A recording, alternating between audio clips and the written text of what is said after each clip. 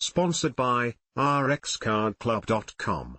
Get a free prescription drug card and save up to 85% on prescription drugs.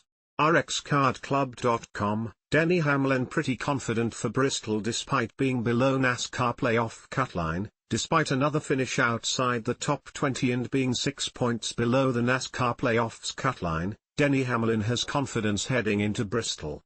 Today, Hamlin ran into multiple problems at Watkins Glen. Denny Hamlin played it conservatively at Atlanta. It didn't pay off. Then he qualified poorly at Watkins Glen on Saturday. That put him in the middle of the pack to start the race, and that is where disaster struck. Lap 1, Hamlin was damaged heavily, but able to stay in the race. From there he caught a few breaks but would find himself in another wreck before the end of the race. However, picking up the lucky dog, getting on the lead lap, Hamlin salvaged his afternoon the best he could. After the race, Hamlin spoke to Bob Pockrass of Fox Sports about his finish and how he feels about next week. "My fault on qualifying, I put us in a bad spot there and it put us right in the middle of where the crashes are," Hamlin explained. "So, I can't complain if I'm going to qualify bad." The Joe Gibbs Racing driver didn't really see what happened. Based on what he knows about the course, he pretty much diagnosed it perfectly. "I couldn't see. There was just a jam up there," he continued.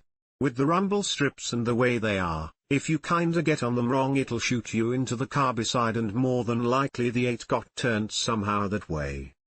Denny Hamlin then expressed his confidence for next week at Bristol.